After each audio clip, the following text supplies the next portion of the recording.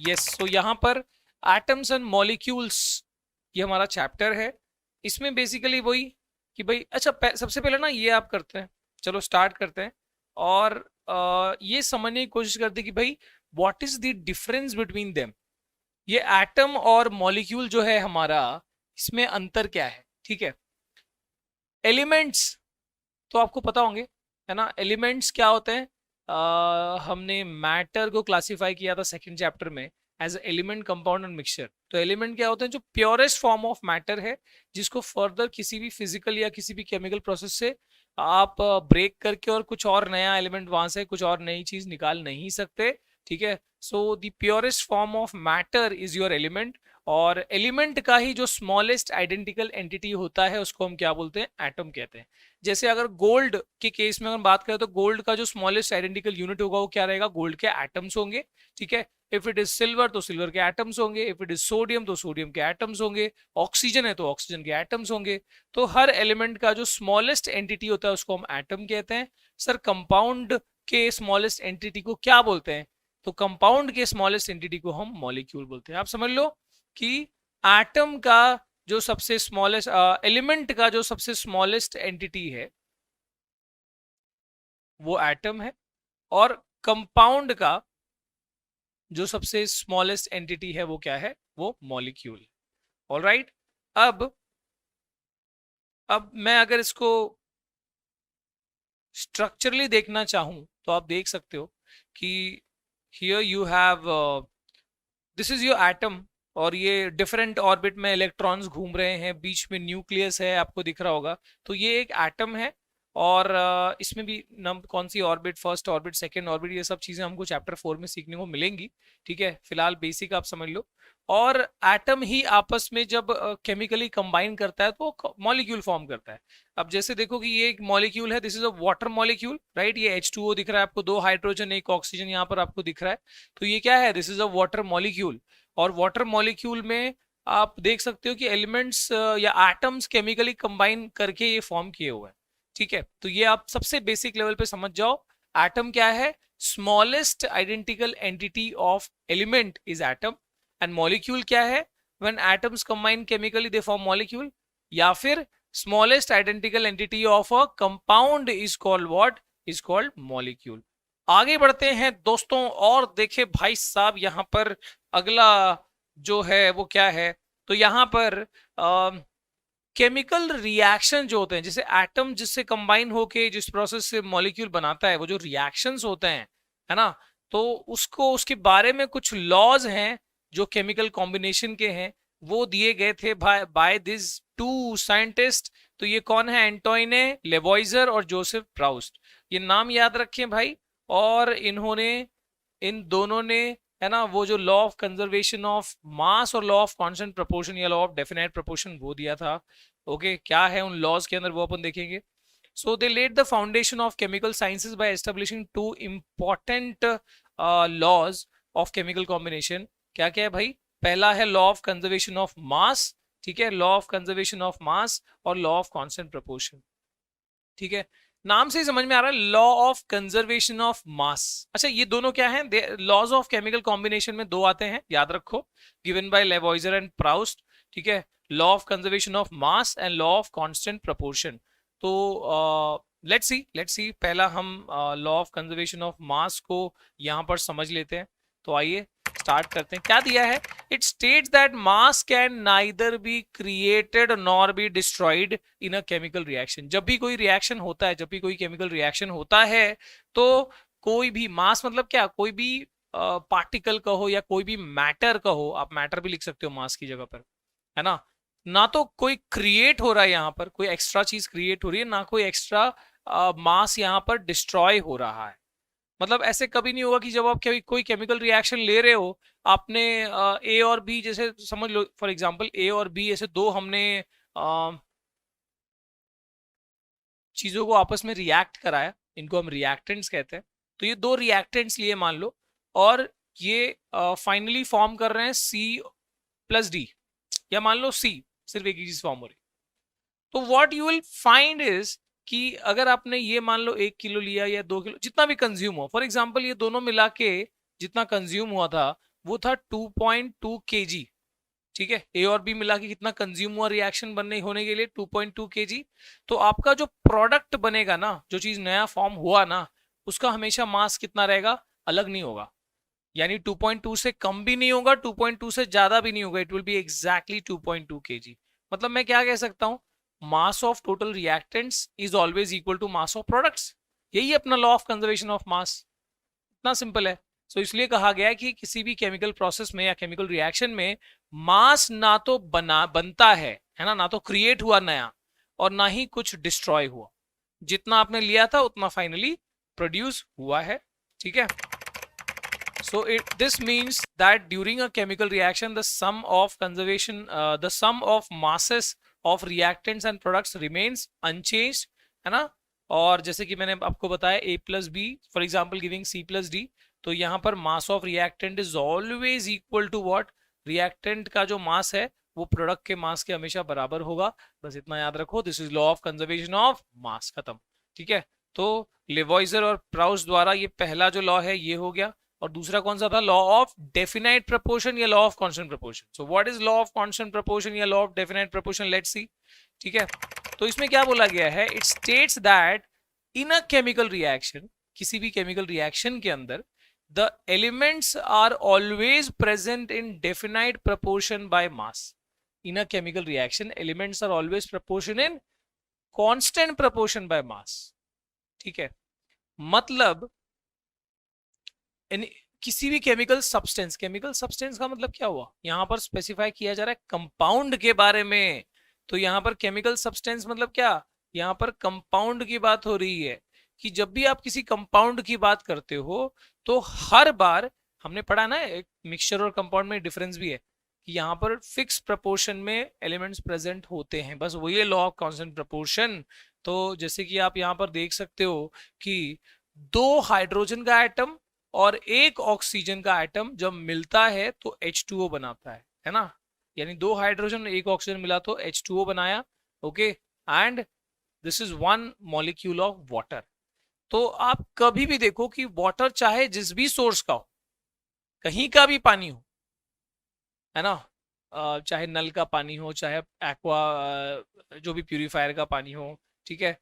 तो उन सब में आप देख सकते हो कि वाटर अगर है तो वाटर का प्रपोर्शन जो है इट इज ऑलवेज फिक्स, है ना।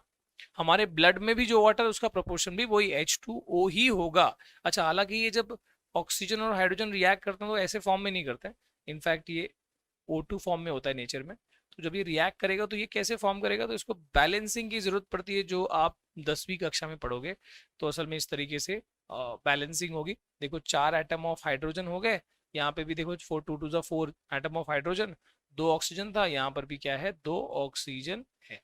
ये बैलेंसिंग है, this will be done in 10th, तो का टेंशन ना लो।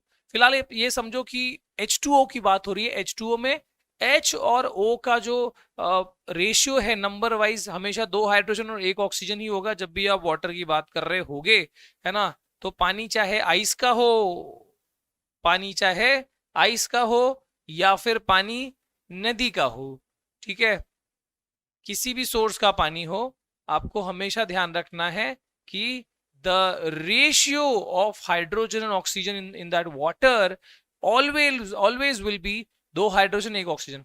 तो सर मैंने यहाँ पर 1:8 क्या लिखा है, व्हाट इज दिस 1:8, ये मास रेशियो है, हमेशा इसको मास रेशियो के टर्म में लिखते हैं। ऐसे तो हाइड्रोजन और ऑक्सीजन का रेशियो 2:1 है, तो लेकिन वो नंबर ऑफ एटम के हिसाब से रेशियो है, लेकिन हम नॉर्मली क्या लिखते हैं, मास रेशियो लिखते हैं। सर ये कैसे हुआ, अब देखो H2O है, H का मास कितना होता है, एक H का मास होता है 1, और एक O का मास कितना होता है, इसका होता है 8 to the 16 ना, 16 राइट, 12 कार्बन का होता है, 16 हो गया। सो अब 2 हाइड्रोजन है यहाँ पर, तो 1 into 2 हुआ, और यहाँ पर एक ही ऑक्सीजन है तो 16 into 1 हुआ, यानी 2 और यहाँ पर हो गया 16। इसको आप सिंप्लीफाई करो तो क्या आएगा, 1:8 आएगा ना। तो यही है यहाँ पर हाइड्रोजन इज टू ऑक्सीजन का मास रेशियो इज 1:8। तो आप ये कह सकते हो कि by law of constant proportion you will always find hydro, अगर बात करें कोई भी कंपाउंड की, तो उसमें जो भी एलिमेंट्स प्रेजेंट है उनका mass ratio will always be fixed, ठीक है। डेफिनाइट प्रोपोर्शन होगा हमेशा। ओके, सो यही है अपना लॉ ऑफ केमिकल कॉम्बिनेशन जो हमने कहा। अब जॉन डेल्टन, है ना, डेल्टन साहब बहुत फेमस है, डेल्टन एटॉमिक थियरी, पता नहीं क्या क्या आएगा इनके बारे में। तो जॉन डेल्टन जो है, इन्होंने एक बहुत ही इंपॉर्टेंट एटॉमिक थ्योरी दी, ठीक है, जो अपन यहां पर देखने वाले हैं। So Dalton's atomic theory provided an explanation for law of conservation of mass and law of definite proportion, कि हम जो लॉ की जो हम बात करते हैं, लॉ ऑफ केमिकल कॉम्बिनेशन, उसी को थोड़ा सा और उसको उसके बारे में समझो डिटेल देते हुए एटम्स के बारे में क्या बताया इन्होंने, वो अपन देखेंगे डेल्टन की एटॉमिक थ्योरी में। ये भी इंपॉर्टेंट है जैसे पिछला वाला था, ठीक है। अब हम बढ़ते हैं आगे, और डेल्टन एटॉमिक थ्योरी में पहला जो पॉइंट है, ये पॉइंट वाइज आपको ध्यान रखना है, पहला है all matter is made up of tiny particle called atom. कोई भी मैटर हो, है ना, चाहे वो मतलब एलिमेंट, कंपाउंड, मिक्सचर, कुछ भी बोलो, बेसिक लेवल पे क्या एटम्स से ही बना है ना, कहीं कंपाउंड में एटम्स आपस में केमिकली कंबाइन हुए मॉलिक्यूल बना, पर सब बने तो अल्टीमेटली एटम से ही है। तो all particles, all all matters are made up of tiny particles called atoms, ठीक है।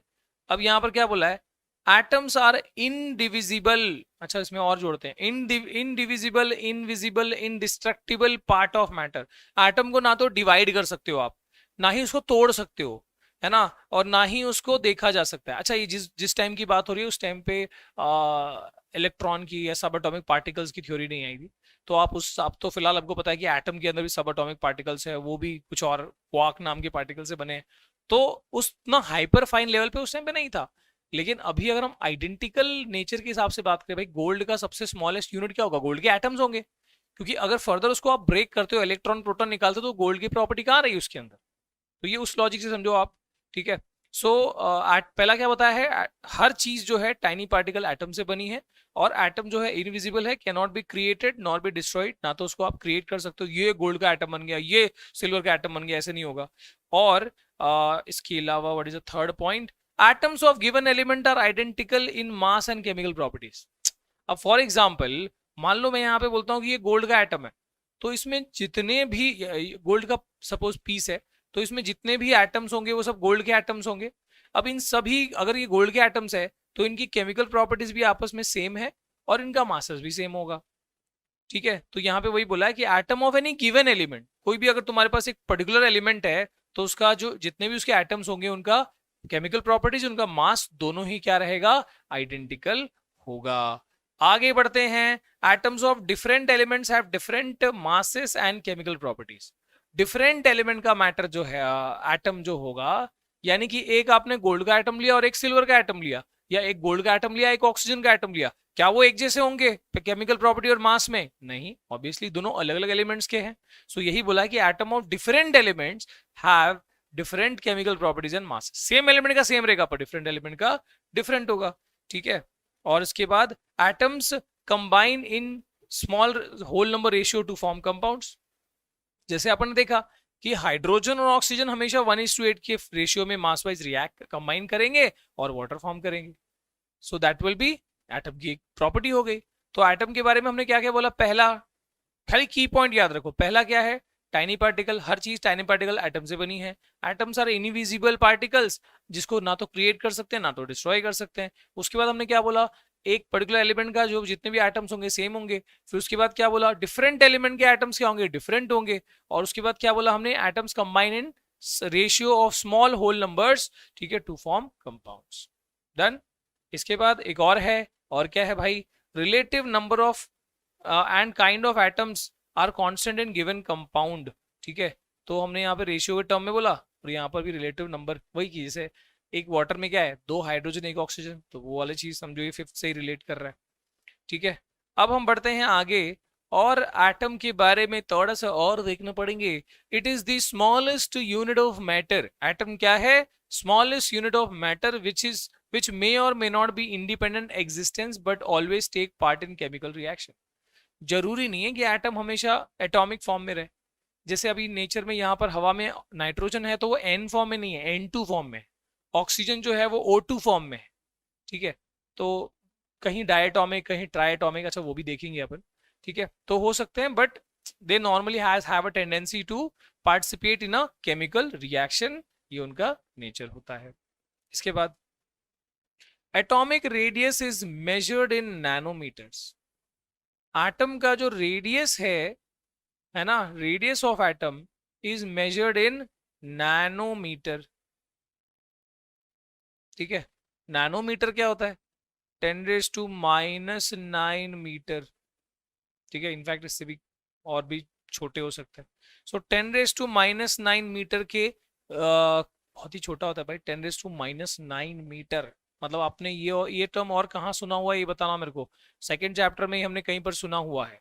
सो नैनोमीटर जो है वो एटॉमिक रेडियस की साइज हो सकती है, उस रेंज के हो सकते हैं. इसके बाद symbol of atoms of various elements. ठीक है, अब हम एटॉमिक केमिकल सिंबल्स की बात करते हैं एटम्स की. If symbol has 1 or 2 letters then the first letter of the symbol is always written as capital. ठीक है, और जो सेकेंड लेटर है वो हमेशा स्मॉल रहेगा. अब जैसे कि फॉर एग्जांपल क्लोरीन, तो क्लोरीन में 2 लेटर से बना है वो Cl, उसका सिंबल क्या होता है? Cl होता है. C हमेशा कैपिटल रहता है, L हमेशा स्मॉल लिखना है. L को कैपिटल नहीं लिखना है और C को स्मॉल नहीं लिखना है. हमेशा अगर एक लेटर का है तो कैपिटल ही रहेगा. जैसे कार्बन C, क्लोरीन का सिंबल है Cl, तो उसमें हमेशा पहला कैपिटल होगा, बाकी दूसरा अगर यूज हुआ है तो वो स्मॉल रहेगा. ठीक है, और जैसे यहाँ पर दिया hydrogen is H, aluminium is Al. ठीक है, तो आप देख सकते हो पहला कैपिटल दूसरा स्मॉल. तो यही तरीका है सिंबल को लिखने का, और खुद से सिंबल नहीं बनाने का. वो जो स्टैंडर्ड सिंबल है वही. आप बोलोगे सर मेरे को एल्यूमिनियम को A लिखना है तो क्या करूं मैं? ऐसा नहीं, उसका सिंबल बना हुआ है, दैट इज अ स्टैंडर्ड. ठीक है. अच्छा, कुछ एलिमेंट्स का सिंबल ऐसा भी होता है कि जरूरी नहीं है कि वो पहले और दूसरे लेटर के को यूज करके बना हो सकता है कि बीच में से कोई लेटर को यूज करके बना हो. जैसे जिंक में Zn थर्ड, पहला और तीसरा लेटर यूज हुआ है, अल्फाबेट यूज हुआ है.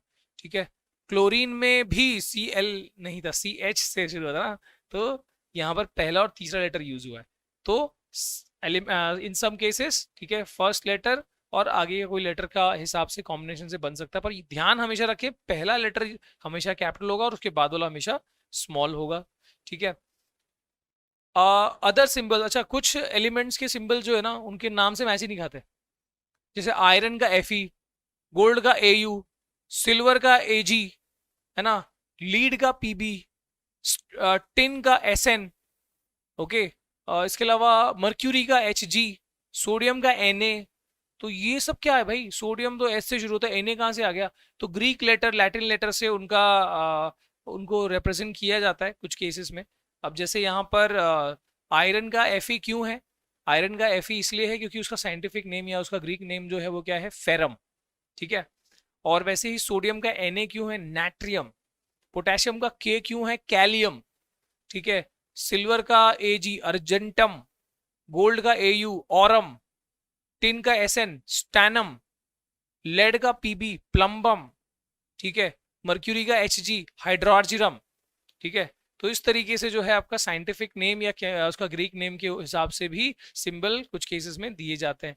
तो आपको शुरू के 20 एलिमेंट तो एटलीस्ट याद रखने. याद है कि नहीं है? Hydrogen, helium, lithium, beryllium, boron, carbon, nitrogen, oxygen, fluorine, neon,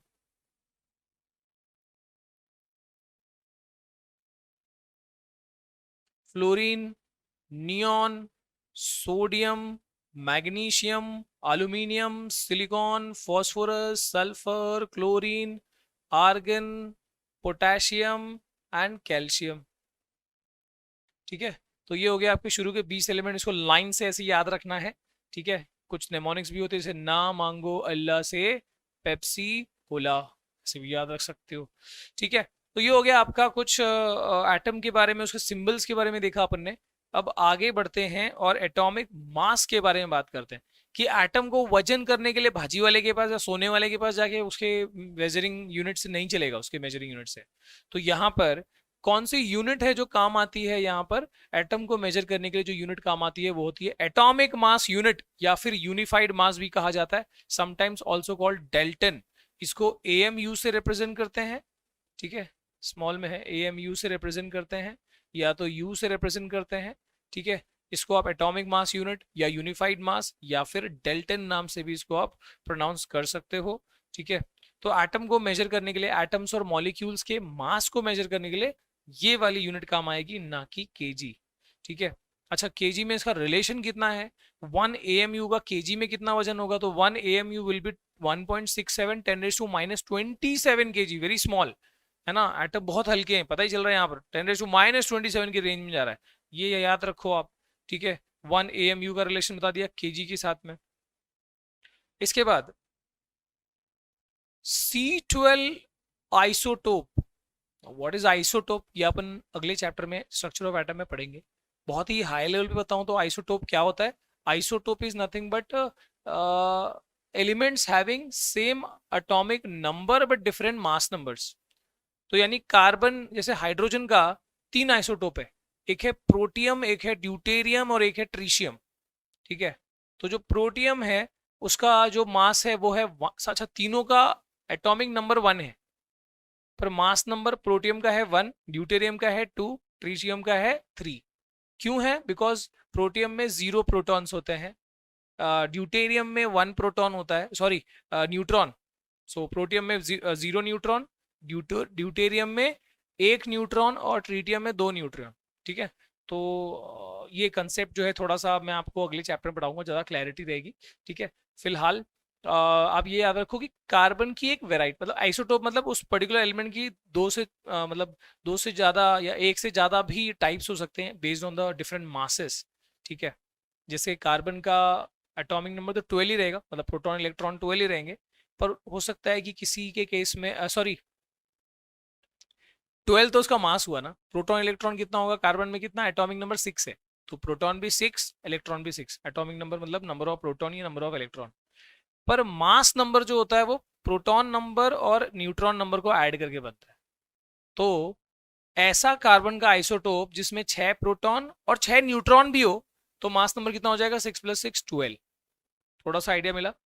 तो हो सकता है कि कार्बन के और वेराइटीज भी हो जिसमें न्यूट्रॉन का नंबर अलग हो, तो वो अलग आइसोटोप बनेगा। तो elements having same chemical property but different masses, ठीक है, you can say properties same रहती है बेसिक, लेकिन उनका मासेस जो है वो क्या रहता है? अलग अलग होता है। तो कार्बन का जो आइसोटोप है, कौन सा वाला आइसोटोप? जिसका मास 12 है। ठीक है। उस आइसोटोप को यहाँ पर उसके मास को यहाँ पर स्टैंडर्ड के तौर पे यूज किया जाने वाला है। अब कार्बन 12 का मास क्यों लिया भाई? वैसे तो हमको पता है कि हाइड्रोजन सबसे हल्का है, तो हाइड्रोजन को स्टैंडर्ड क्यों नहीं माना? हाइड्रोजन को 1 एटॉमिक मास यूनिट में लेने में क्या दिक्कत है? अगर हाइड्रोजन को या हीलियम को, जो शुरुआती एलिमेंट्स का किया गया था टेस्ट, कि उसको 1 AMU माने या बेसिक एलिमेंट की तरफ उसको यूज करे फॉर मास, तो दिक्कत ये होती थी कि अगर आप हाइड्रोजन के मास को 1 यूनिफाइड मास ले रहे हो और उसके मास को के हिसाब से आप रिलेटिव मास आप निकाल रहे हो, तो दिक्कत क्या आती है कि बाकी सब केसेस में, मतलब हाइड्रोजन के साथ अगर कंपेयर करें तो हर एक एलिमेंट का एटॉमिक मास जो है ना वो पॉइंट्स पॉइंट्स में आता है, डेसिमल बहुत बढ़ जाते थे। तो ना आगे फिर और फिर मतलब उसमें डेसिमल से तो ऑब्वियसली कंफ्यूजन होगा, तो उसको थोड़ा सा और स्टैंडर्ड को रिफाइन करने की जरूरत थी। और तब जाके धीरे धीरे रिसर्च करके पता चला कि नहीं, कार्बन 12 C12 एक ऐसा एटम है जिसके आप 1/12 मास को लो, यानी कार्बन एटम आपने ले लिया, इसके 12 इक्वल पार्ट्स करो आप। ठीक है। इसके आप 12 इक्वल पार्ट्स करो, कर तो नहीं सकते, अज्यूम करो 12 इक्वल पार्ट्स, और इसका जो 1 पार्ट होगा, एक जो पार्ट रहेगा, मतलब मान लो एक तरबूजा लिया आपने, उसको 12 इक्वल हिस्से कर दिए, और उस वाटरमेलन का एक जो आपने पीस निकाला, तो वो उस साइज की बात हो रही है, वैसे वाले पार्ट की बात हो रही है। तो आपने C12 लिया जिसका मास है 12, ऑब्वियसली पता चल रहा है 12 है, तो आप उसका अगर 1/12 हिस्सा करते हो तो उसका मास कितना होगा? 1। वही उसी को स्टैंडर्ड माना गया एज 1 AMU। अब इसका एडवांटेज क्या था कि जब 1/12 ऑफ कार्बन एटम को आप 1 AMU ले रहे थे, तो उस केस में फिर बाकी एलिमेंट्स को जब कंपेयर करते थे कि भाई ठीक है, जैसे अगर मैं फिजिकली बताऊं तो मान लो एक तराजू मैंने यहाँ रख दिया, ठीक है, एक साइड और दूसरा साइड उसका बैलेंस बराबर, जस्ट फिजिकली मैं समझा रहा हूँ, ऐसे होगा नहीं रियली, एटम की लेवल पे बात हो रही है। तो मान लो अगर मैंने यहाँ पर वो C12 का फॉर एग्जांपल मैंने नाइट्रोजन का एटम यहाँ रखा, और C12 के मैंने वो पीसेस रखना शुरू किए, जो हमने 12 इक्वल पार्ट्स किए वो रखना शुरू किए, और ये नाइट्रोजन एटम है। तो क्या हो रहा था कि एग्जैक्टली 14 नाइट्रोजन के एटम रखने, मतलब एग्जैक्टली 14 पीसेस जब आप रखते थे किसका, आपके कार्बन के 1/12 का, 1/12 हिस्से का 14 पीसेस जब आप यहाँ पे रखोगे तो एग्जैक्टली नाइट्रोजन जो है वो बैलेंस होता था। मतलब यहाँ पर डेसिमल जो है, किसी बहुत रेयरली हमको डेसिमल मिल रहा था देखने को, तो इतना सटीक था ये जो आपका 1/12 ऑफ C12 एटम का जो मास था, तो उसी को स्टैंडर्ड माना गया एज 1 AMU। ठीक है, तो 1 एटॉमिक मास यूनिट 1 AMU ये आता है, हाँ this is very important. 1 AMU का डेफिनेशन है 1 AMU is the unit mass equal to, exactly equal to 1/12 of mass of C12 atom. ठीक है, बहुत सिंपल है। मैंने क्या बताया, एक C12 एटम का 1/12 पार्ट करो, मतलब 12 पार्ट करो, उसका जो एक हिस्सा होगा that is 1/12 of mass of C12 atom. उस एक हिस्से का जो मास है इट इज बराबर टू या इक्वल टू आपका 1 AMU। So it is very simple, 1 AMU is the mass equivalent to 1/12 of mass of C12 atom. C12 क्यों बोल रहा हूँ, कार्बन जिसका मास 12 वो वाला आइसोटोप, राइट। तो ये आपका हो गया 1 AMU का कॉन्सेप्ट। अब इसी से जितने भी एलिमेंट्स हैं उनका रिलेटिव मास है वो निकाला गया। जैसे हाइड्रोजन का मास जो है वो 1 यूनिफाइड मास आ रहा है, उसी के कंपैरिजन से 1/12 वाले C12 से कंपैरिजन से।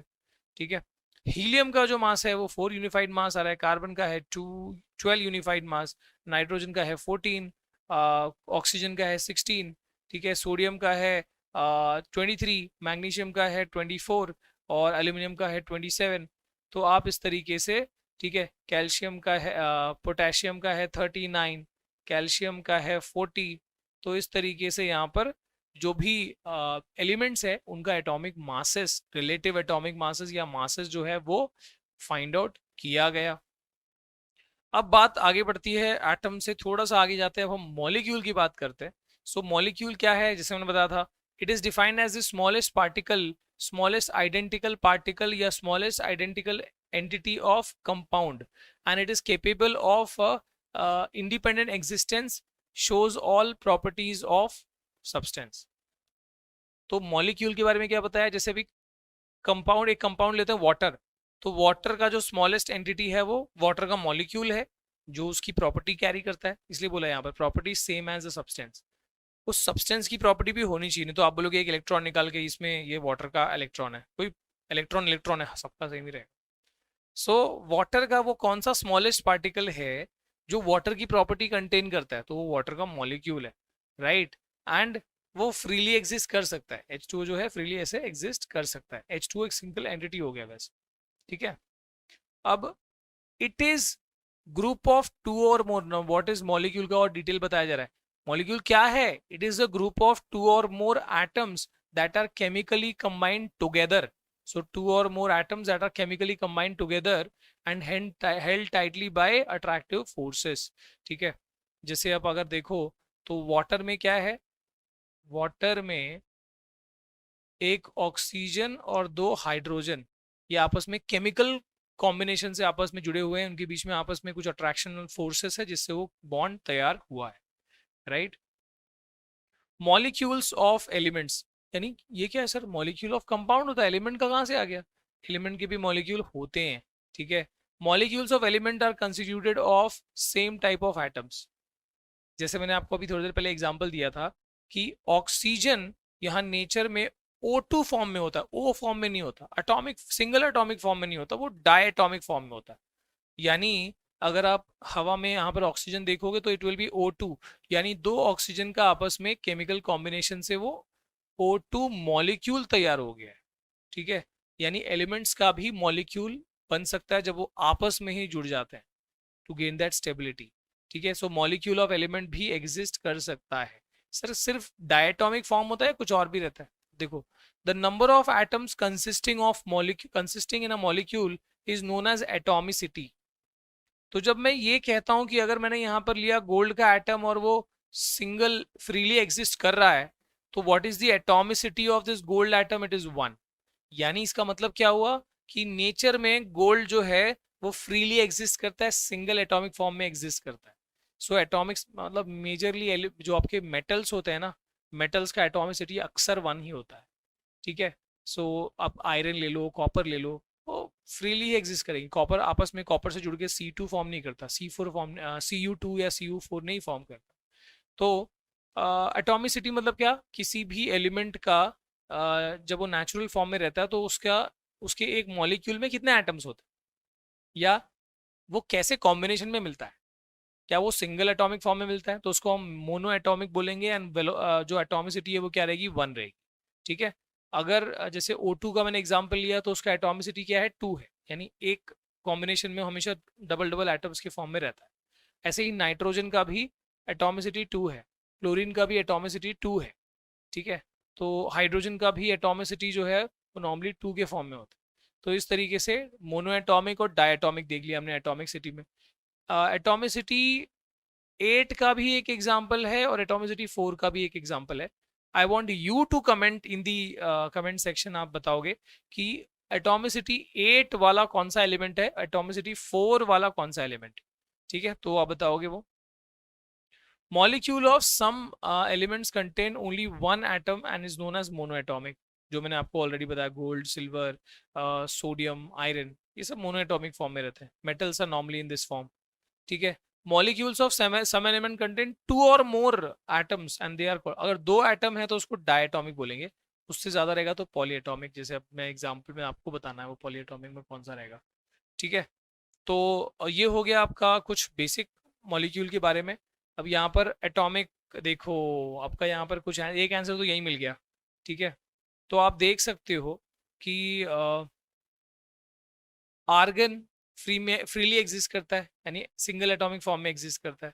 हीलियम, ये सब less reactive, least reactive noble gases हैं, सो ये नेचर में फ्रीली एग्जिस्ट करते हैं, दे आर क्वाइट स्टेबल।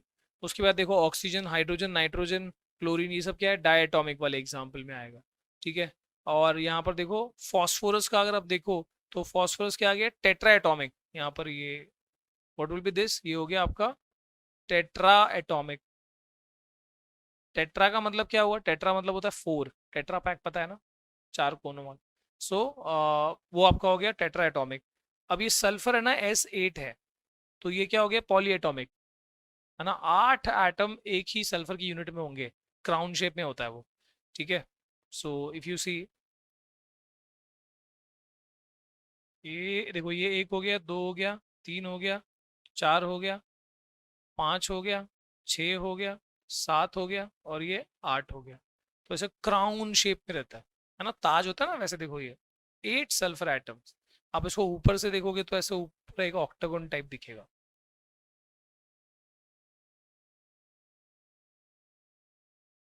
ठीक है। ये ऐसे बॉन्डेड फॉर्म में आपको दिखेगा। सोडियम भी देखो, मेटल का एग्जांपल में सोडियम, आयरन, ये सब क्या है, मोनो एटॉमिक फॉर्म में है। तो ये जाना जरूरी इसलिए, जब आप 10th में केमिकल रिएक्शन पढ़ोगे तो वहां पर आपको सिर्फ ये दिया होगा कि हाँ, sodium reacts with water to form sodium hydroxide and hydrogen. तो आपको वर्ड से उसका मतलब मॉलिक्यूल फॉर्म में ये कौन से फॉर्म में एग्जिस्ट करता है वो आपको उसका एलिमेंटल स्टेज पता होना चाहिए। सोडियम जो है वो Na फॉर्म में रहता है। यही आपको जब ऐसा बोला है कि hydrogen react with water, oxygen to form water, तो आपको पता होना चाहिए हाइड्रोजन H फॉर्म में नहीं होता, H2 फॉर्म में होता है। जैसे मैंने आपको बताया था स्टार्ट में, ऑक्सीजन O फॉर्म में नहीं होता, O2 फॉर्म में होता है। So that you need to understand, ठीक है, ये बात आपको समझनी होगी। और आगे चलते हैं आगे की दुनिया में। सो ऑलरेडी मैंने आपको एग्जाम्पल दे दिया हुआ, ये let's see molecules of element, atoms of different element join together to form molecules of compound. This is molecule of compound, हाँ, ठीक है, एलिमेंट का हो गया।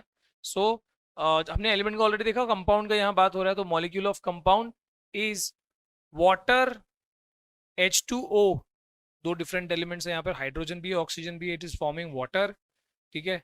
Ammonia is NH3, carbon dioxide is CO2, carbon monoxide is CO, hydrogen peroxide is H2O2, right. तो आप देख सकते हो कि यहाँ पर एक से ज़्यादा एलिमेंट्स जब आपस में कंबाइन कर रहे हैं, they are also forming such compounds. इनका मास रेशियोज भी दिया है, आप भी निकाल सकते हो। जैसे मैंने आपको हाइड्रोजन ऑक्सीजन का निकाला था, हाइड्रोजन का मास 1 है, ऑक्सीजन का 16 है, 2 हाइड्रोजन इसलिए 2, ऑक्सीजन 1 है तो 16, सो 2:16 इज 1:8। तो सिंपलेस्ट फॉर्म में उसका मास रेशियो लिखा हुआ है, और नंबर रेशियो भी यहाँ पर एटॉमिक नंबर, मतलब जैसे अभी वाटर में 2 हाइड्रोजन है 1 ऑक्सीजन, 2:1 एटॉमिक नंबर के हिसाब से भी आपको दिया हुआ है। ठीक है, आगे चलते हैं। Molecules of compound, just see this, यहाँ पर आपको HCl और वाटर का भी एग्जांपल में दिया हुआ है। इसके बाद तीसरा है आयंस। एलिमेंट्स का देखा हमने, कंपाउंड्स का देखा, अभी आयंस की बात करते हैं। आयन फॉर्म में यानी ग्रुप भी प्रेजेंट हो सकता है। Compounds compose of metals and non metals contain charge species, ठीक है, आर नोन एज आयंस। अब जैसे सोडियम में से अगर एक इलेक्ट्रॉन निकाल दिया जाए, 281 इसका इलेक्ट्रॉनिक कॉन्फ़िगरेशन है, पहले ऑर्बिट में 2 इलेक्ट्रॉन, दूसरे में 8 इलेक्ट्रॉन, तीसरे में 1 electron. To become chemically stable वो 1 इलेक्ट्रॉन लूज करता है और वो Na+ ये आयन फॉर्म में आ जाता है।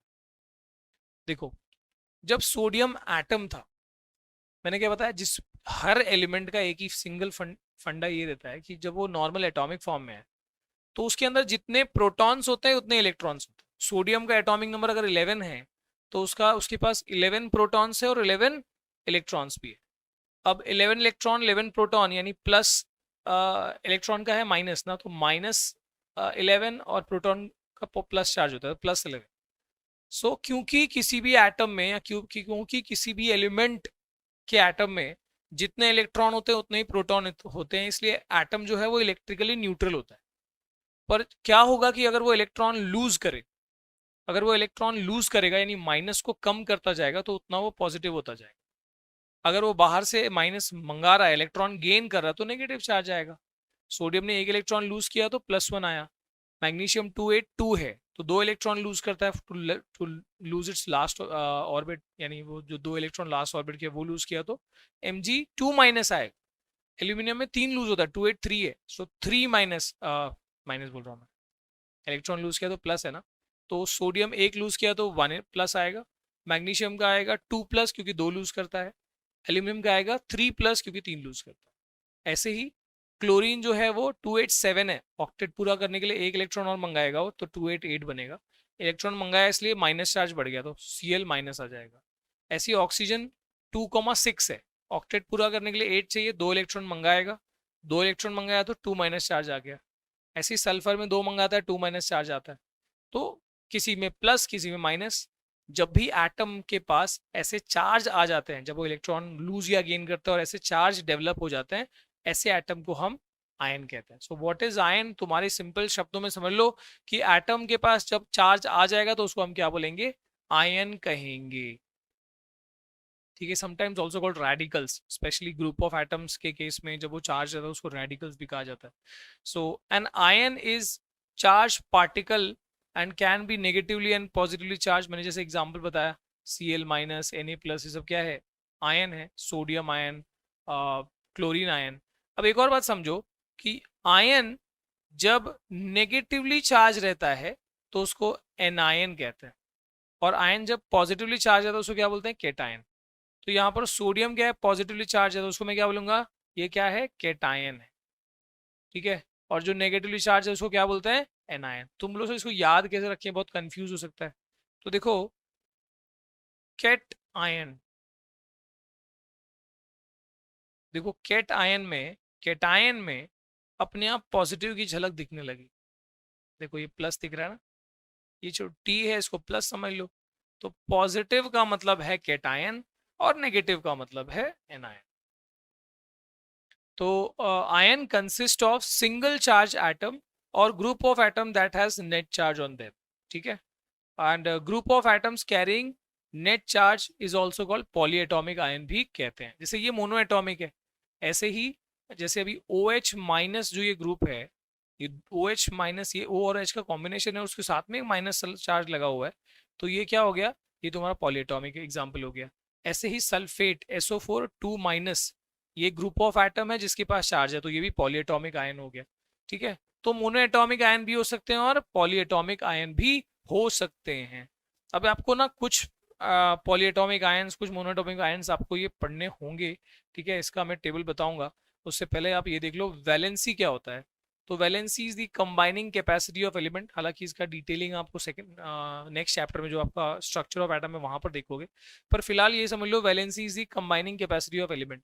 जैसे मैंने बताया कि आपको सोडियम जो है वो पहले ऑर्बिट में 2 इलेक्ट्रॉन, दूसरे में 8 इलेक्ट्रॉन, तीसरे में 1 इलेक्ट्रॉन, तो वो 1 इलेक्ट्रॉन लूज करके और वो क्या बन सकता है, स्टेबल बन सकता है, इसलिए उसकी वैलेंसी क्या हुई, सोडियम की वैलेंसी क्या हो गई, 1। ठीक है, व्हाट इज वैलेंसी, सिंपल है, number of electron donated, accepted या शेयर्ड। तो यहाँ पर डोनेट किया, वैलेंसी 1 हो गई। अब वहीं अगर मैं क्लोरीन देखूं 287, तो लास्ट ऑर्बिट में 7 इलेक्ट्रॉन है, ऑक्टेट पूरा करने के लिए 7 लूज करना is not a good logic. उससे अच्छा है किसी से वो 1 इलेक्ट्रॉन मंगा ले, उसका काम हो जाएगा। सो demanding that 1 electron will make it stable, तो उसकी भी वैलेंसी क्या हो गई, 1। मतलब चाहे डोनेट करे, चाहे गेन करे, चाहे शेयर करे, कोई फर्क नहीं पड़ता, लेकिन कितना इलेक्ट्रॉन किया वो उससे फर्क, बट दैट इज वैलेंसी। अब जैसे मैग्नीशियम 282 है तो वो 2 लूज करेगा, वैलेंसी 2 हो गई। ऑक्सीजन 2 गेन करेगा, वैलेंसी 2 हो गई। वैलेंसी का मतलब नहीं है कि वो क्या कितना लूज, मतलब लूज कर रहा है कि गेन कर रहा है, कितना कर रहा है वही वैलेंसी। ठीक है, तो आप ये समझ लो, किसी ये लास्ट ऑर्बिट में 1 इलेक्ट्रॉन है तो वो उसका वैलेंसी 1 होगी, 1 लूज करेगा। लास्ट ऑर्बिट में 2 इलेक्ट्रॉन है तो वैलेंसी 2 होगी क्योंकि 2 लूज करेगा। लास्ट ऑर्बिट में 3 इलेक्ट्रॉन है तो वैलेंसी 3 हो गई, 3 लूज करेगा। लास्ट ऑर्बिट में 4 इलेक्ट्रॉन है, ठीक है, तो वो चाहे लूज करे चाहे गेन करे, valency will be 4। Last orbit में 5 इलेक्ट्रॉन है, तो अब क्या होगा, 5 इलेक्ट्रॉन है, या तो 5 लूज कर या तो 3 मंगा ले, तेरा 8 पूरा हो जाएगा, ऑक्टेट पूरा हो जाएगा। तो इजी इज टू ब्रिंग दो 3 electron, so the valency is 3। Last orbit में 6 इलेक्ट्रॉन है ऑलरेडी, तो बस 2 ही चाहिए, वैलेंसी इज 2। लास्ट ऑर्बिट में 7 इलेक्ट्रॉन है, 1 ही चाहिए, वैलेंसी इज 1। लास्ट ऑर्बिट में 8 इलेक्ट्रॉन है, कुछ नहीं चाहिए, it's already stable, valency is 0। So that is valency. Valency is the combining capacity of elements. ये इसका technical definition है.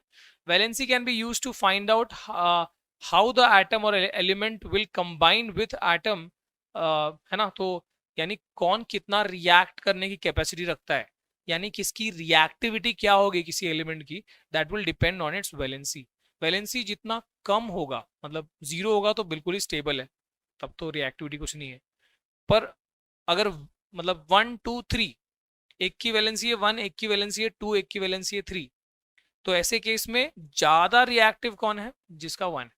सो वैलेंसी जितना स्मॉल रहेगा उतना ज्यादा रिएक्टिव रहेगा, एक्सेप्ट 0, 0 वाला स्टेबल है।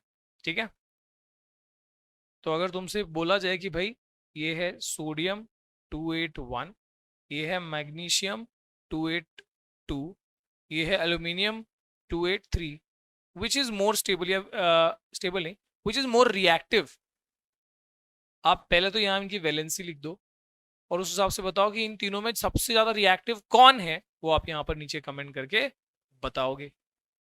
आगे बढ़ते हैं, केमिकल फॉर्मूलाज की बात कर लेते हैं। केमिकल फॉर्मूला बनाने के लिए आपको वो आयन्स, मोनोएटॉमिक, पॉलीएटॉमिक के कुछ एग्जांपल जो बेसिक वाले वो आपको लर्न करने होंगे।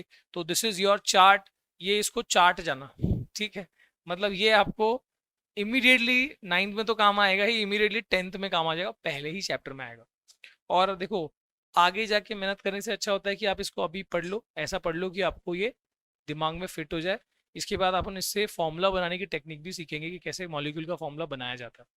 ठीक है, तो आप जैसे देखो यहाँ पर सोडियम, ये सब मोनोवैलेंट में आ रहे हैं, मोनोवैलेंट कैटायन में, तो सोडियम, पोटेशियम, सिल्वर, कॉपर 1, ये सब आपके प्लस वाले कैटेगरी में आ रहे हैं, Na plus, K plus, Ag plus, Cu plus, तो ये सब प्लस मतलब +1। ठीक है, मोनोएटॉमिक हो गया, सो मोनोएटॉमिक कैटायन है ये। ठीक है, अब 2 वाले में देखो जिसकी वैलेंसी 2 है, तो मैग्नीशियम, कैल्शियम, जिंक, ठीक है, आयरन, कॉपर, ये सब देखो। अब यहाँ पर कॉपर 1 अलग था, कॉपर 2 अलग है, ये वेरिएबल वैलेंसी होता है कुछ मेटल्स के केस में। सो अभी फिलहाल इतना डिटेल में नहीं पढ़ना, एक से ज़्यादा वैलेंसी वाले मेटल्स भी होते हैं, वो ये वेरिएबल एलिमेंट्स। ठीक है, तो ये Cu2, Ca2, है ना, Cu2 plus, Ca2 plus, Mg2 plus, Zn2 plus, सब डायटोमिक वाले आ गए, सॉरी डायटोमिक नहीं, जिसकी वैलेंसी 2 है। एल्यूमिनियम, आयरन, एल्यूमिनियम 3 वैलेंसी है, आयरन की देखो, आयरन 3rd मतलब 3 वैलेंसी है। ओके, इसके बाद हाइड्रोजन का H प्लस, ये आपके इसी कैटेगरी में आ जाता है कैटायन वाले में। अच्छा, हाइड्रोजन H माइनस वाले कैटेगरी में भी आता है, तो उस टाइम पे फिर वो आपका एनायन बन जाता है, हाइड्राइड, क्लोराइड, ब्रोमाइड, आयोडाइड, ये सब आपका क्या आ गया, नेगेटिव वाले मास या मोनो वैलेंसी वाले जो एनायंस हो गए वो है। Oxide is O2 minus, sulphide is S2 minus, nitride देखो यहाँ पर N3 माइनस।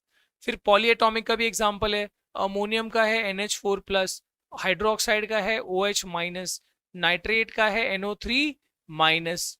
ओके, इसके बाद देखो आपका हाइड्रोजन कार्बोनेट, हाइड्रोजन कार्बोनेट को बाइकार्बोनेट भी बोलते हैं समटाइम्स, कार्बन जैसे calcium bicarbonate, potassium bicarbonate, sodium bicarbonate. So bicarbonate या हाइड्रोजन कार्बोनेट, उसका जो ग्रुप है उसका फॉर्मूला क्या है, HCO3 माइनस, ये भी 1 माइनस में आ रहा है। फिर एक एक होता है सिर्फ कार्बोनेट, जैसे सोडियम कार्बोनेट, कैल्शियम कार्बोनेट, तो उसके इसमें क्या होता है CO3 2 माइनस, ये उसका चार्ज है। Sulphite is SO3 2 minus, sulphate is SO4 2 minus, phosphate is PO4 3 minus. तो आप इतना ध्यान रखो, काफी है। इसके अलावा इस कैटेगरी में आप दो और नाम याद रख सकते हो, बेरियम हो गया और लीड हो गया, ये भी 2+ वाली कैटेगरी में आता है। ठीक है, ध्यान रख लो, बेरियम और लीड जो है आपका 2+ वाला कैटेगरी में आता है। इसके अलावा Hg भी, मर्क्यूरी भी आपका 2+ वाला कैटेगरी में आता है। ठीक है, तो ये हो गया आपका, इतना ये ध्यान रख लो अच्छे से, क्योंकि अब सीधा इससे फॉर्मूला बनेगा। मैं आपको इसको हाउ टू मेक फॉर्मूला जो है ना, मैं डायरेक्टली पहले यहाँ पे आपको बता दूं। सीधा ये मेथड याद रखो, ये इधर से जाएगा इधर और ये इधर से जाएगा इधर, बस ये याद रखो। ठीक है, अब जैसे मुझे बताना है कैल्शियम क्लोराइड, फॉर्मूला क्या होगा, तो हमेशा याद रखो पहले वाला आपका कैटायन होता है, दूसरा एनायन होता है, तो लिख दो वैसे ही। कैल्शियम का क्या है देखो, कैल्शियम का है Ca2+, लिख दो यहाँ पर Ca2+। और क्लोराइड का क्या है देखो यहाँ पर Cl-, यानी माइनस मतलब क्या, -1 है। अब आप चार्ज को छोड़ देना, मतलब प्लस माइनस को वो ध्यान नहीं देना आपको, सिर्फ नंबर पे ध्यान देना है। सो यहाँ का नंबर क्या है 2 और यहाँ का नंबर क्या है 1, और इस नंबर को अपोजिट साइड में फेंक दो, ये रूल। सो 2 आ जाएगा यहाँ पर, 1 आ जाएगा यहाँ पर, so the formula becomes CaCl2। बस इतना ही। तुम बोलोगे सर ठीक है एक और बता दो, तो जैसे अभी मान लो अमोनियम क्लोराइड, अमोनियम क्लोराइड, तो अमोनियम का है NH4+, क्लोराइड का है Cl-। अब ये भी 1 है, यहाँ भी 1 है, ये 1 इधर जाएगा, ये 1 इधर जाएगा, क्या बन गया NH4Cl, राइट। सर कुछ और बता दो, इसमें तो सिंपल है ये। ठीक है, अच्छा अभी आप देखो कैल्शियम ऑक्साइड,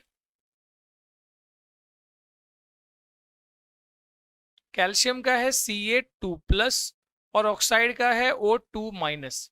जब भी ऐसा आपका होगा ना, तो आपको क्या करना है, आपको ये सिंप्लीफाई करना है, 2 1 जा 2, 2 1 जा 2, ये 1 इधर आया, ये 1 इधर आया, फॉर्मूला क्या बन गया CaO। इसलिए कैल्शियम ऑक्साइड का फॉर्मूला क्या हो गया आपका CaO होता है, भले यहाँ 2+ है यहाँ 2- है, वो सिंप्लीफाई हो जाएगा, 2 1 जा 2 1, सिंपल है। ठीक है, एल्यूमिनियम क्लोराइड या फिर एल्यूमिनियम ऑक्साइड का क्या होगा बताओ, एल्यूमिनियम ऑक्साइड का देख लो यहाँ पर, एल्यूमिनियम का होता है Al3+, आप देख सकते हो एल्यूमिनियम इज 3+, Al3+ और ऑक्साइड का है O2-। ये 3 इधर आ जाएगा, 2 यहाँ आ जाएगा, सो Al2O3, this is your aluminium oxide. ठीक है, अच्छा यहाँ पर ना एक और आप ध्यान रखो कि कई बार ऐसे होता है ना कि ग्रुप आ जाते हैं। ठीक है, जैसे कि एल्यूमिनियम सल्फेट या फिर कैल्शियम हाइड्रोक्साइड या मैग्नीशियम हाइड्रोक्साइड, मान लो मैग्नीशियम हाइड्रोक्साइड, तो मैग्नीशियम का है Mg2+ और हाइड्रोक्साइड का है OH-। Just check it, hydroxide का है OH- और मैग्नीशियम का है Mg2+। अब ये इधर 1 है, 2 इधर आया, 1 इधर आ गया, तो देखो ये हो गया Mg1। ठीक है, लिखने की जरूरत नहीं है, पर ये 2 इधर आ रहा है, लेकिन 2 किसको जा रहा है, हाइड्रोजन के पास जा रहा है या दोनों के पास जा रहा है, O और H दोनों है ना, तो यहाँ पर टू जो है दोनों को जा रहा है, तो इसके लिए यहाँ ब्रैकेट डालना जरूरी हो जाएगा, और इसलिए फिर यहाँ टू लिखेंगे, है ना, क्योंकि वो टू ऑक्सीजन के लिए भी अप्लाई हो रहा है, हाइड्रोजन के लिए भी, दोनों ग्रुप में थे एक साथ। सो इसके लिए इसका उसको प्रोनाउंस कैसे करेंगे, MgOH2 नहीं बोलेंगे, इसको बोलेंगे MgOH ट्वाइस। क्या बोलेंगे, MgOH ट्वाइस। अच्छा, एक तुमको एज अ होमवर्क करना या फिर कमेंट में आप बताओगे, अमोनियम या फिर एल्यूमिनियम सल्फेट,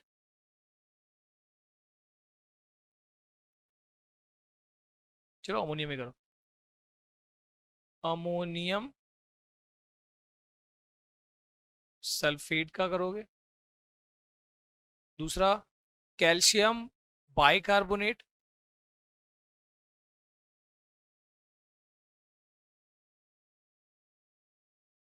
अभी के अभी आप कमेंट करके बता सकते हो, ठीक है। तो ये हो गया आपको how to make chemical formula, जो मैं अभी बताया था ना कि 10th में आपको क्या आएगा कि आपको ये बोला होगा कि भाई something react with something, words में बोला होगा सीधे, और आपको उसको इक्वेशन में लिखना है, यानी खुद ही सारे केमिकल फॉर्मूलाज जो है वो आपको मॉलिक्यूलर फॉर्मूलाज खुद से लिखने होंगे, और फिर उसको बैलेंस करना होगा। तो बैलेंसिंग तो आप 10 में सीख जाओगे, लेकिन ये केमिकल फॉर्मूला कैसे लिखा था ये आपको ये 9 में सिखाया जा रहा है, दिस इज वेरी इंपॉर्टेंट, ठीक है। ये आपको बोल रहे हैं कि हाँ जिंक क्लोराइड का फॉर्मूला होता है, now you know the basic formula. और ऐसा नहीं कि ये रूल पूरे दुनिया जहान में लगा सकते हैं, पर एटलीस्ट हमारा जो 9th-10th के लेवल पे जो हम केमिकल्स पढ़ने वाले हैं उसका तो काम ना हो ही जाए, ठीक है। आगे चलते हैं, मॉलिक्यूलर मास। अब एटॉमिक मास देखा था अपन ने, मॉलिक्यूलर मास क्या है, वही मास ऑफ मॉलिक्यूल। अब जैसे मॉलिक्यूलर मास ऑफ वाटर, ठीक है, अब क्या है, हाइड्रोजन है उसके अंदर और ऑक्सीजन है, हाइड्रोजन का मास है 1, ऑक्सीजन का मास है 12। तो अब देखो H2O है, राइट, तो उसमें एक ऑक्सीजन है और दो हाइड्रोजन है, तो एक का मास 1 है, तो यानी इसका मास 1 है, इसका मास 1 है, इसका मास 16 है। सो 1 + 16 + 16 कितना हुआ, इट इज 18। कितना हो गया, 18। ओके, तो ऐसे ही मॉलिक्यूलर मास निकाला जाता है। Molecular mass of HNO3, HNO3 का क्या हो जाएगा, इसमें एक H है, एक N है, और 3 ऑक्सीजन है, ठीक है। तो एक H है तो 1 उसका मास है, नाइट्रोजन का मास है 14, और ऑक्सीजन का मास है 16। अब 3 ऑक्सीजन तो कितना हो गया, 16 × 3, सो ये हो गया 48, ये हो गया 49, और 14 कितना हो गया, सो 48, और यहाँ पर ये आपका हो गया, लिख दो यार यहाँ पे लिख, सो इट इज 63। ये हो गया आपके nitric acid, HNO3 is nitric acid, उसका मास हो गया, ठीक है। अब आगे बढ़ते हैं। अच्छा, इसमें एक दो एग्जांपल और बता देता हूँ, चलो। So let us suppose take an example जहां पर अपन H2SO4, अपन NaOH, अपन NaCl, और AlCl3 या Al2O3, ओके। और किसका मास निकाल सकते हैं अपन,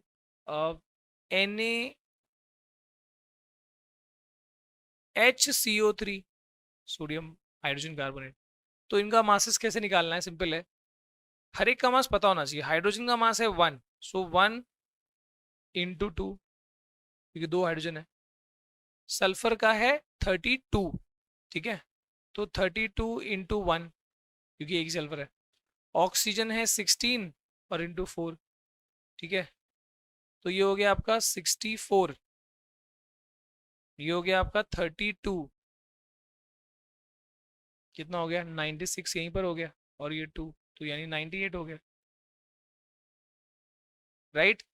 बाकी 1 2 3 4 ये आपको करना है, कर सकते हो आसानी से। बस आपको एटॉमिक मासेस पता होने चाहिए, जो बेसिक वाले एटॉमिक मासेस है। तो बेसिक वाले एटलीस्ट कितना याद रखो, हाइड्रोजन का है 1, हीलियम लिथियम, हीलियम तो नहीं आएगा कंपाउंड फॉर्मेशन में आपके, ठीक है, लिथियम बेरिलियम बोरॉन कार्बन का आपको आएगा 12, नाइट्रोजन का आएगा 14, ऑक्सीजन का आएगा 16, और यूनियन सोडियम का काम आएगा 23, मैग्नीशियम का 24, एल्यूमिनियम का 27, ठीक है, फॉस्फोरस, सल्फर 32, ठीक है, फॉस्फोरस का 31, सल्फर 32, क्लोरीन का है 35.5 यूनिफाइड मास, ठीक है, और पोटेशियम, कैल्शियम इसका है 39, कैल्शियम का है 40, ठीक है। तो ये इतना आप याद रख लोगे तो आपका मॉलिक्यूलर मास का कॉन्सेप्ट हो जाएगा पूरा। आता है एग्जाम में, calculate the molecular mass of this, या ऐसे भी आ सकता है कि calculate right the molecular formula of ammonium sulphate and find its molecular mass. तो आपको एटॉमिक मास तो पता होना चाहिए उसके लिए, और ये फिर आयन वाली थ्योरी, ठीक है। अब आगे बढ़ते हैं, फॉर्मूला यूनिट मास की बात करते हैं। देखो कई केसेस में ऐसा होता है ना कि मॉलिक, जैसे मैंने बताया कि वाटर के केस में H2O में हाइड्रोजन और ऑक्सीजन से रिएक्ट किया तो वो उसमें दो हाइड्रोजन एटम एक ऑक्सीजन से रिएक्ट करके और वो H2O बनाए, एंड वो फ्रीली वैसे एग्जिस्ट करता है। पर कुछ कंपाउंड्स के केस में वो ऐसे मॉलिक्यूल फॉर्म में एग्जिस्ट नहीं करता, वो ऐसे क्रिस्टल फॉर्म में एग्जिस्ट करता है, यानी उसके आयन्स आपस में एक पर्टिकुलर अरेंजमेंट कर लेते हैं। जैसे अभी ये NaCl जो आपका एग्जाम्पल दिया हुआ है, इसमें ऐसे नहीं होगा कि एक Na और एक Cl जुड़ के एक NaCl बना लिया और ऐसा अलग से पार्टिकल NaCl है फिर निकला NaCl फिर निकला NaCl, ऐसे नहीं होता। उसमें क्या होता है, Na प्लस जो है और Cl माइनस जो है वो एक ऐसा ग्रुप बनाते हैं, कई सारे Na प्लस और कई सारे Cl माइनस। देखो यहाँ ब्लू वाला Na है और ये ग्रीन वाला Cl है, और ऐसे करके इन्होंने ऐसे क्रिस्टल लैटिस शेप जो है, रेगुलर शेप जो है वो हासिल किया है। और ऐसे केस में आपको अगर मॉलिक्यूलर मास निकालना हो तो आप कैसे निकालोगे? जवाब ये है कि जैसे अपन निकालते हैं वैसे ही निकालेंगे, लेकिन सिर्फ उसका नाम बदल जाएगा। It will B not called molecular mass, तब इसको कहा जाएगा फॉर्मूला यूनिट मास। तब इसको मॉलिक्यूलर मास नहीं कहा जाएगा, इसको बोला जाएगा फॉर्मूला यूनिट मास, ठीक है। तो formula unit mass is calculated in the same manner as we calculate the molecular mass, ठीक है। The only difference is that we use the word formula unit mass for those substances whose constant particles are ions. वहां पर वो atomic form में नहीं होते, ionic form में होते हैं, है ना, और पूरा ऐसा ग्रुप बनाते हैं, इसलिए उसको फॉर्मूला यूनिट मास कहा जाता है, क्योंकि एज सच मॉलिक्यूल तो एग्जिस्ट नहीं कर रहा है ना, ठीक है, हेंस इट इज कॉल्ड। तो निकालने के लिए वैसे निकालोगे आप, सोडियम का है 23 और क्लोरीन का है 35.5, सो 58.5 जैसे अपन ने निकाला वैसे ही मॉलिक्यूलर मास की तरह निकाला अपन ने, but this will be called formula unit mass, ठीक है। Sodium chloride has a unit formula unit of NaCl, right. Its formula unit mass can be calculated as, जो मैंने अभी बताया आपको, ठीक है। आगे बढ़ते हैं, let's move towards calculate the molecular masses of, जो निकाला था यार, कितना निकालोगे, ठीक है। तो इसमें आपको एटॉमिक मासेस जो है वो आपको दिया हुआ है, जिसमें से मैंने तुमको ये बता दिया कौन सा काम की चीज़ है अपने। तो ये पहला हो गया, ये वाला हो गया, जे वाला हो गया, जे वाला हो गया, ठीक है। सोडियम का हो गया, मैग्नीशियम का हो गया, एल्यूमिनियम का हो गया, फॉस्फोरस का काम आएगा, क्लोरीन का आ सकता है, सल्फर का, क्लोरीन का, पोटेशियम एंड